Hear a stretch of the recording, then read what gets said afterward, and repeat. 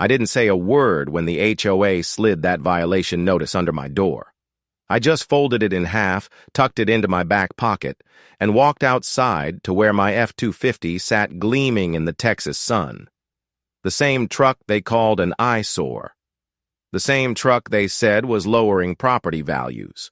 What they didn't realize was that my truck wasn't just a vehicle, it was my livelihood, my freedom, and the one thing they were never going to take from me.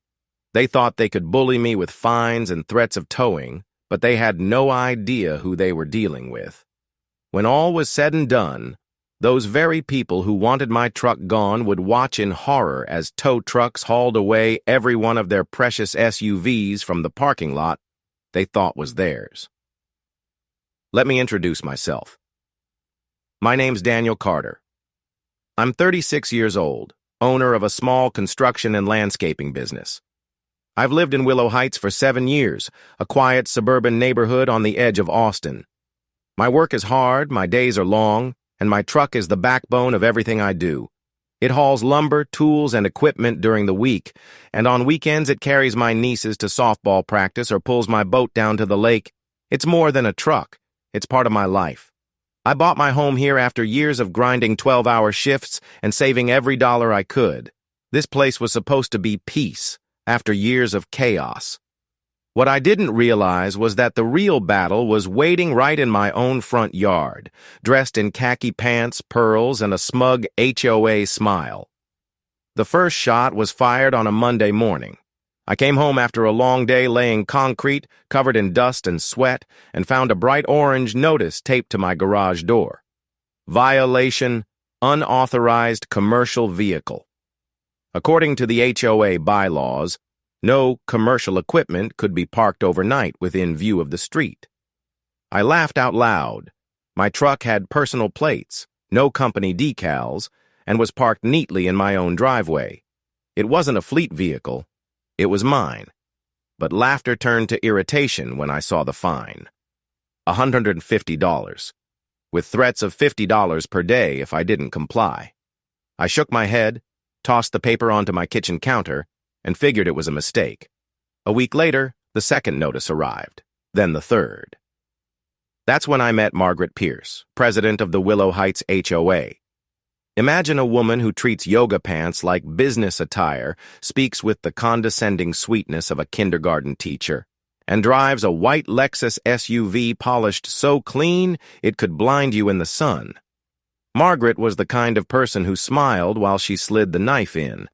At the monthly HOA meeting, she cornered me in front of a crowd. "Daniel," she said with that syrupy drawl, "this neighborhood prides itself on aesthetics.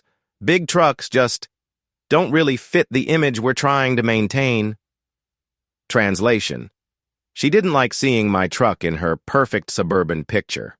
I told her it wasn't a commercial vehicle, it was my personal property, and unless she planned to pay my mortgage, she had no say in what sat in my driveway. Her smile never cracked, but her eyes narrowed. I'd made an enemy. The harassment campaign started small. Anonymous complaints on the neighborhood app about unsightly vehicles. HOA board members parking their golf carts just far enough into my driveway to make pulling in a hassle. One even left a note under my windshield wiper. "Please be considerate of your neighbors. This is not a junkyard." My truck was a 2018 F-250, spotless, better maintained than half the HOA's luxury cars. Junkyard? That was the moment I knew this wasn't about rules. It was about power. Margaret had decided I was her project, and she was going to make me bend or break. When the third violation letter came, I called the police. Officer Daniels showed up, listened patiently, and shook his head. "Sorry, sir, it's a civil matter. HOA rules aren't criminal law." Translation: you're on your own. That night I sat at my kitchen table with the notice in one hand and a cold beer in the other. My grandfather's words echoed in my head. "Never let anyone bully you off your own land, Danny. Paper bullies fold easy when you know where to press." That's when I decided I wasn't just going to fight back. I was going to win. The turning point came when I started digging through the HOA bylaws. I spent nights with a highlighter and notepad, combing through pages of restrictions about paint colors, mailbox heights, and approved lawn ornaments. Buried in the fine print, I found something interesting. The HOA controlled the clubhouse, the pool, and most of the common areas. But the parking lot next to the clubhouse wasn't actually listed under HOA ownership. Curious, I drove down to the county clerk's office and pulled the property records. What I found made my pulse quicken. The lot was owned by a separate holding company, a shell LLC that had dissolved last year after failing to pay taxes. The county had seized the property. It was headed to auction. I sat there in that dusty office, the smell of old paper and ink thick in the air, and realized Margaret had made a mistake. She'd been parading around that lot as if it were hers to control, letting board members park their cars during meetings and throwing HOA events there. But legally, it wasn't theirs. It was about to be whoever wanted to pay a few $1,000 in back taxes. A smile crept across my face. They wanted to take my truck. I was about to take their kingdom. 2 weeks later, I walked out of the county courthouse holding a folder that changed everything. Inside was the deed to the Willow Heights Clubhouse parking lot, purchased for $7,800 in back taxes and fees. $7,000 to buy the ground beneath every HOA meeting, pool party, and community barbecue. $7,000 to own the place where Margaret herself parked her precious Lexus every single day. It was the best investment I'd ever made. But here's the thing about good revenge. You don't play your hand too early. You let the other side keep swinging, let them think they're winning, until you pull the floor out from under them. So I kept my mouth shut. Every day I parked my truck in my driveway like nothing had changed.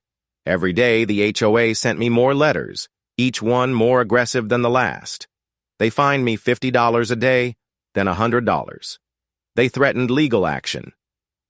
Margaret started stopping by my house unannounced, standing at the edge of my driveway with her phone out, snapping pictures like she was collecting evidence for a crime scene. She even told my next-door neighbor that my truck was a public safety hazard. A truck. Meanwhile, her husband's sports car screamed down the cul-de-sac at 60 miles per hour every Saturday morning. The hypocrisy was breathtaking. The harassment reached its peak when I came home one evening to find a bright yellow boot locked on my front tire. My heart slammed against my ribs as I crouched down and saw the tag. Property of Willow Heights HOA. They had actually put a boot on my truck in my own driveway. I called the tow company listed on the tag, and the driver, a gruff guy named Mike, just laughed. "Buddy, I don't know what's going on over there, but they ain't got authority to boot vehicles on private driveways. You want me to come cut it off?" 10 minutes later, he was grinding the lock off with a portable saw while I recorded the whole thing on my phone. Margaret stood across the street with 2 board members, shrieking about lawsuits while I held up my phone and said calmly, "Smile for the camera, Margaret. This is going on record." That night, sitting in the glow of my kitchen light, I spread the deed papers out across the table. They were beautiful. Black ink on cream paper, stamped and sealed by the county clerk. Legal proof that the parking lot was mine. I called my cousin Alex, a lawyer who dealt with enough HOA nonsense to know the playbook. When I told him what I'd bought, he whistled. "Daniel, you realize what you've got here, right? Every time they hold a meeting, every car they park, every event they host, it's all on your land. They have no legal standing there anymore." He paused, then chuckled. "And you have full rights to enforce parking, including towing." Knowledge nugget for you. In most states, the owner of a private parking lot can establish rules, set permits, and authorize towing for violations, regardless of whether an HOA claims control. Ownership trumps neighborhood politics. Period. The plan came together piece by piece. First, I called Mike, the tow truck driver who'd helped me with the boot. "How'd you like an exclusive contract?" I asked. He grinned over the phone. "You buying a fleet of trucks or something?" "Something like that," I said. "I've got a parking lot that's about to get real busy." He didn't ask questions. He just said he'd be there when I needed him. Second, I started documenting everything. Every notice, every photo Margaret took, every fake fine they issued. I wanted a paper trail thick enough to choke their attorneys when the time came. Third, I played nice in public. Smiled at neighbors, waved at board members, acted like the pressure was wearing me down. Margaret must have thought she was finally breaking me because she doubled down. One night I overheard her bragging to another resident outside the clubhouse. "We'll tow that ugly truck before the month is out, mark my words." I stood in the shadows, biting back a laugh. She had no idea the ground beneath her high heels already belonged to me. The opportunity presented itself on a Thursday evening. The HOA scheduled their big quarterly meeting. Everyone would be there. Board members, residents, Margaret at the head of the table like a queen on her throne. By 6 o'clock, the lot was full. Lexus, BMW, Mercedes, and even a shiny Cadillac Escalade with chrome rims. My truck sat quietly in my driveway, spotless, legal, and untouchable. I called Mike. "It's time." By 6:30, 2 tow trucks rolled into the lot. Their engines rumbled like thunder as chains rattled and hydraulics hissed. Mike hopped out, papers in hand. "Evening, folks. This lot's under new ownership. These vehicles are parked without authorization." The look on Margaret's face when she stormed outside was pure gold. Shock, rage, disbelief all rolled into one. "You can't tow our cars!" she screeched. I stepped forward, calm as a preacher on Sunday morning, and handed her a copy of the deed. "Actually, Margaret, I can, and I will." One by one, the tow trucks hooked up her kingdom on wheels. The Escalade went first, lifted like a toy into the air while its alarm wailed into the night. Neighbors gathered, phones out, recording the spectacle. Margaret's Lexus was next. She ran up, pounding on the tow truck door, but Mike just shrugged. "Lady, take it up with the owner. This ain't your lot anymore." She spun around to glare at me, her face redder than a stop sign.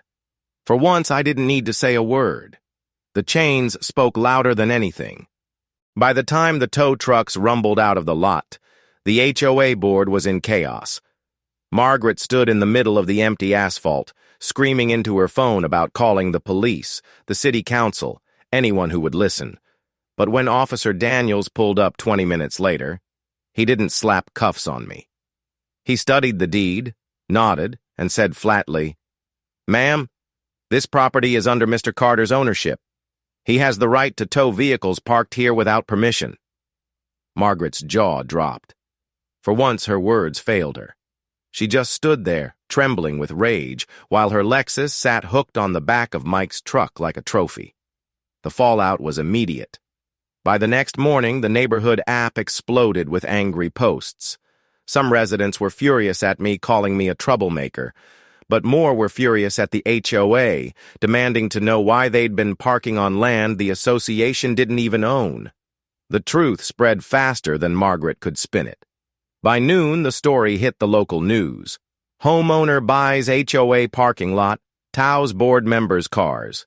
They played footage of the tow trucks under flashing headlines, and there was Margaret, red-faced and shrieking on camera, while I stood calm in the background, arms folded. For once, the narrative wasn't hers. It was mine. Of course, the HOA didn't give up quietly. The next week, I was served with legal papers. They claimed my towing was harassment, that I'd endangered residents, that I was abusing ownership to retaliate. Their attorney strutted into court like he was about to crush me. But Alex, my cousin, was ready. He dropped the deed on the judge's desk, along with photos, notices, and a log of every fake fine they'd issued me for months. Then he delivered the knockout punch. According to county records, the HOA had been collecting fees for the maintenance of that parking lot for years. Money they never had the legal right to charge. Knowledge nugget for you. When an HOA collects fees for property it doesn't own, that's not just shady. It's fraud. Judges don't take kindly to fraud. The judge leaned back in his chair, glaring at the HOA's attorney. So let me get this straight. Your client fined Mr. Carter for parking his personal vehicle, harassed him for months, and used association funds to maintain land they didn't even own? The attorney stammered. Margaret sat stiff in the front row, lips pressed so tight they were white. The gavel came down hard. Case dismissed.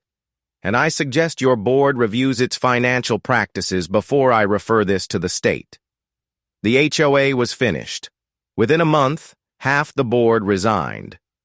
Residents demanded transparency, audits, accountability. Margaret tried to hold on, but when word got out that she'd been funneling HOA funds to her husband's contracting business, the pressure broke her. She stepped down in disgrace, muttering about ungrateful neighbors. Her Lexus sat in her driveway for weeks, a silent reminder that her power was gone. As for me, I kept the lot. I didn't sell it back or donate it, I kept it. And I made new rules. Parking was open to all residents, free of charge.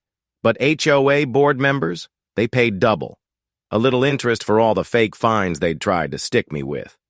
Mike and his tow trucks stayed on contract, just in case. Strangely enough, after that first spectacle, nobody ever dared test the rules again. Looking back, it wasn't about a truck.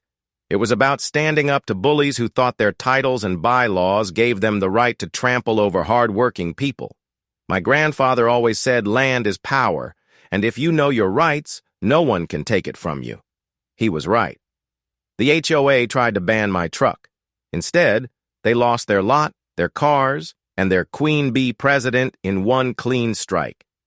These days, my F-250 still sits proudly in my driveway every night, polished and unbothered. Neighbors wave when they walk by, some with sheepish smiles, others with quiet respect. The HOA's new leadership doesn't so much as blink at it, and every time I drive past that parking lot, I can't help but grin. Because that patch of asphalt isn't just pavement, it's proof. Proof that when you know your rights, you don't just survive HOA tyranny, you tow it away. So, to anyone out there fighting their own HOA nightmare, document everything, know the law, and remember, sometimes the best revenge isn't loud. Sometimes it's a tow truck's chains clinking in the night, carrying away the arrogance of people who thought they owned you. They tried to tow my truck. Instead, I towed their entire HOA.